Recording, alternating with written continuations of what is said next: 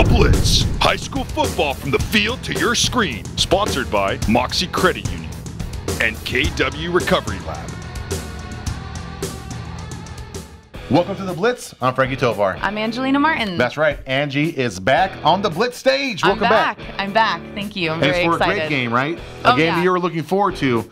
Turlock at Modesto, a rivalry reborn in the SeaCal. Turlock, they came out on top, 38-13. I love that. A rivalry reborn. The alliteration? Yeah, I love the alliteration. I love how dramatic it sounds because if you don't know, the Turlock and Modesto rivalry goes back decades and it is dramatic. So absolutely. And heading into the game, Turlock led the series for the past decade, 8-2. They won the last 3 games. Now you can make that number 9-2 and 4 straight as Turlock demolished them at 38-13.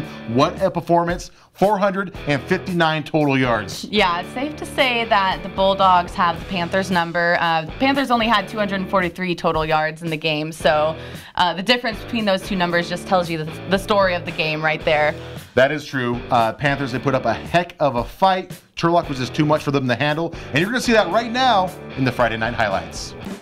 Modesto with the ball first, and that's Davian Graves running through the right and through a pack of Bulldog defenders. Ooh, he gets beer canned. Leads to a punt, and that's Dalton Lynn with a stellar return. He's all the way down to the Modesto 30, and just 2 plays later, it's Lucas Curtis cutting through the Panther D like a blade. That's a 21-yard touchdown, and with 8:10 left in the first, Turlock is up 8-0 after a good 2-point conversion. And Turlock back with the ball again. It's the junior quarterback Brock Pasley, and he's not playing like a junior. Connects with Cam Sherwood, and that's going to be a 19-yard pickup. Pasley passes again, this time into double coverage. And that's a 30-yard touchdown to Curtis. He scores again, and the Bulldogs are up 15-0. And Modesto, they're ready to answer back. Quarterback Alonzo Rodriguez airs it out to Wakil Ingram. 35-yard pickup, what a grab. But Modesto still has to punt, or do they? It's a fake. Rodriguez scrambles to his right and locks into Zaire Eugene, who gets the first with a 13-yard gain. And before you know it, Modesto was on the scoreboard with this 13-yard touchdown pass from Rodriguez to James Hayes. The score is now 15-7 at the top of the second quarter. And well, guess who's back again. It's Lucas Curtis, no surprise there. He darts through a pack of Panthers, picks up 10 yards on that play, sets it up for Pasley, looking down the field, hits Cam Sherwood, who's running, and he leaps. Ooh. Oh, but he stepped out of bounds at the 10, so they're going to bring that back. After a fumble, backs him up, Pasley hits his go-to again. Sherwood completes that 10-yard pickup. And finally, Pasley, he's going to roll to his right and find Curtis with a 5-yard pass. Look at that footwork. Did you see that? Turlock up 22-7.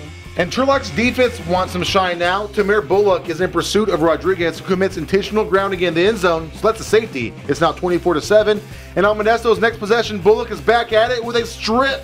He takes it right out of his hands like candy from a baby. But the exuberance doesn't last for long because it's time for the Panthers to get a turnover. Pasley launches the ball towards his receiver, but it's intercepted by Ingram at Turlock's 35-yard line. And 3 plays later, Modesto, they're going to capitalize. And it's apropos that Rodriguez finds Ingram for one of the prettiest passes this season. That's a 41-yard touchdown, and it's 24-13. But first, let's rewind it because this is the play of the game. A fingertip catch. That is so nice. P-E-E-R-T-Y.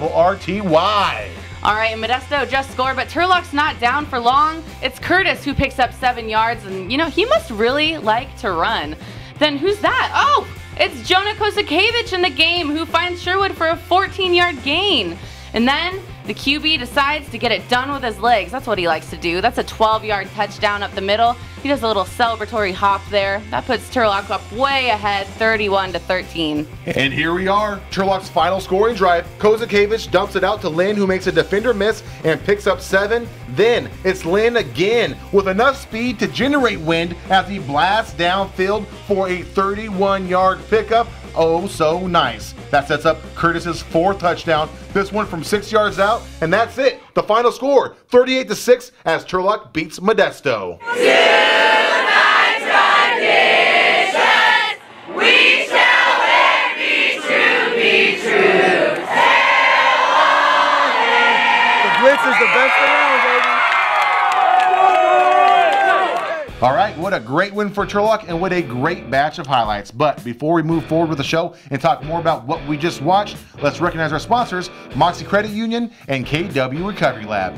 If you need a loan of any kind, even if it's your first time getting a loan, Mocse Credit Union in Turlock is the place to go. Whether it's a toy loan, a home loan, or an auto loan, Mocse Credit Union has a friendly staff that's ready to help you out every step of the way. So visit Mocse Credit Union on Gear Road and tell them the Blitz sent you.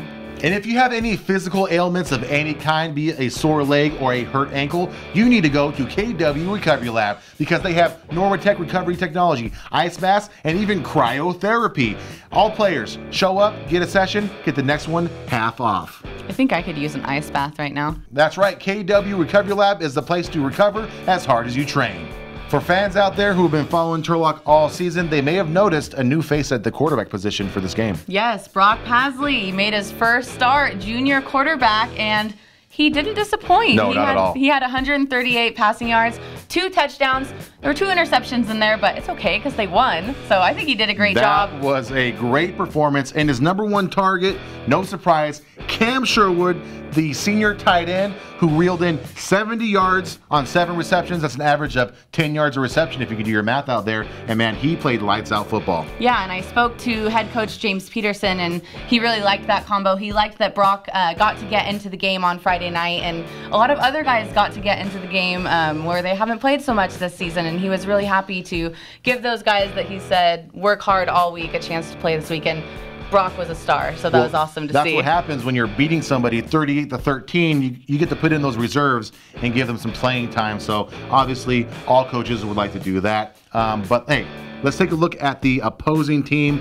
Their quarterback killed it. Yeah, he did A-Rod, great. little A-Rod, man, he was all over the place. He 54 rushing yards on 11 carries and 148 passing yards. Right. What an effort, even though it was a losing effort. I think every time the ball left his hand, we were like, yeah. and then it would get caught, and we're like, Spectacular catches. Yeah. A shout out to his wide receivers as well. But everybody knows, if you're a Blitz fan, you know what we're about to get into. oh yeah. The impact player of the game. The KW Recovery Yes. Lab impact player of the and game. if you watch those highlights, you know it can only be one person. That's Lucas Curtis, who had 35 receiving yards, 65 rushing yards, 8 carries, 4 touchdowns. He absolutely murdered the game, and that's why he's the KW Recovery Lab Impact Player of the game. Tonight's performance is a pretty cool one. We're all mentally getting prepared for this week, and then it was a pretty special moment. Shout out to Brock Pasley, put on a big stage today, and he didn't fail us, and we had confidence in him. He did exactly what we thought he could do. The preparation was nothing too special. I mean, just play our game. Like, we proved ourselves. Like, if we play our game and we stay within ourselves, that we'll have a good game, and we did. For myself, a big statement, because like this is my first time scoring 4 touchdowns at a varsity level, but for our team, as a team win, it sets a statement because we've had a lot of people doubting us lately, and we came out flying to the ball. Offense is really good and defense is really good, and even special teams, just all 3 parts of the game we played solid. I mean, at the end of the day, we don't listen to what everybody has to say. We're going to play our game. I know we were 3-3 coming into here, but we all battle. Like, we play some really good teams, and we got some dogs on our team. We fight through every play, every down, every quarter.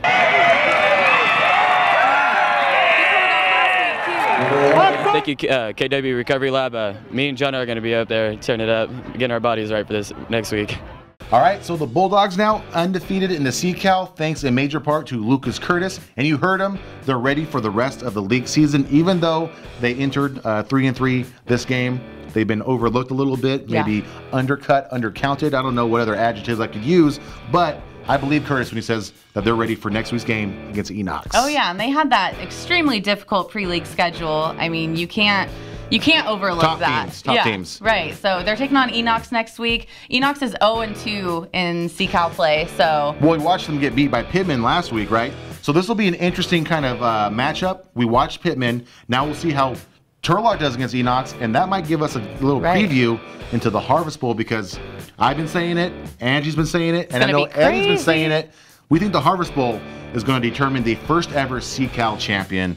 Turlock versus Pittman, that's going to be a great matchup, but we're still weeks away from that. So Turlock versus Enox, that's next week. Turlock 4-3 overall, 2-0 in league. It's going to be an exciting matchup, but we'll be at a different game next week. Actually, you won't be. I won't be. You will be. Myself, Eddie, we will be at the Denair Delhi game, a rivalry in the Southern Athletic League that must be watched because Denair is rolling. Yeah, so you can catch that on the Blitz next week. I myself, I'm going to be at Pittman and Modesto. I'm excited about that.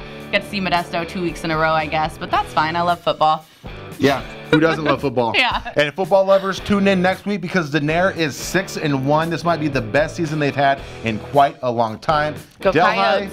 Delhi's not doing so well, but who knows? They may pull off a miracle and upset Denair. If anyone's going to do it, it's going to be their SAL foe, Delhi. So tune into that episode at turlockjournal.com and be sure to follow us on Instagram, Facebook, and Twitter at Turlock Journal. So until next week, I'm Frankie Tovar. I'm Angelina Martin. You won't see me next week, but... Nope, but still have a good night.